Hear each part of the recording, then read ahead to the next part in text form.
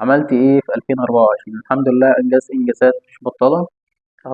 اغلبيتها مهنية. فمثلا الحمد لله خلصت من الكول سنتر واشتغلت في السياحة، اشتغلت في شركة توي، اكبر شركة في اوروبا ومصر برضه في اللغة الألمانية أو السوق الألماني. اشتغلت بالإنجليزي والألماني والبولندي بالثلاث لغات.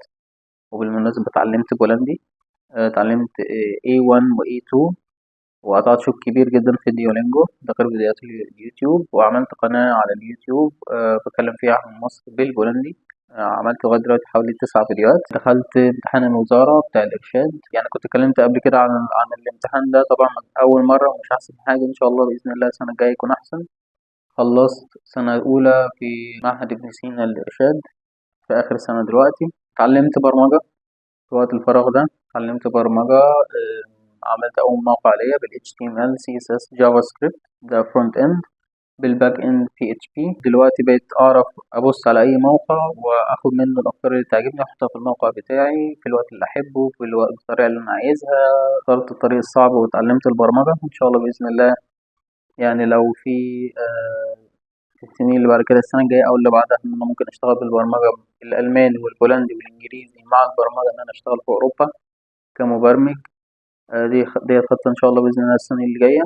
حاولت إن أنا أعمل إسلامار أو الشركة بتاعتي إسلامار ترافل على جوجل، بس يعني أنا لو بقدم في الحكومة مش هيبقى كده. أنا دلوقتي داخل في 100 يوم. ملخص الموضوع، هما عايزين شركة مرخصة ليها ترخيص، والترخيص ده ليه رقم، والرقم ده هيخش يدوروا عليه في غرفة وزارة السياحة. اسمها إيه؟ غرفة شركات السياحة تبع الوزارة يعني. فطبعا الكلام ده موقوف إن أنا أقدم أو أفتح شركة ليا، ده الكلام ده موقوف دلوقتي. إن شاء الله بإذن الله أول حاجة أوثق الألماني في معهد جوتا. طبعا ديت هتاخد وقت وما أظنش مشكلة، بس تبقى حاجة مؤكدة علشان لما أجي أسافر كمبرمج في ألمانيا. آه، أكمل أخلص بقى الإرشاد إن شاء الله بإذن الله عشان أبقى مرشد، وأبدأ في موضوع الإرشاد. وإن شاء الله بإذن الله أدوس يعني في التسويق بقى، أبدأ أخلص الموقع يتعمل، أبتدي أسوق لإسلامات ترافل عن طريق اليوتيوب والفيديوهات، سواء بالبولندي أو بالألماني.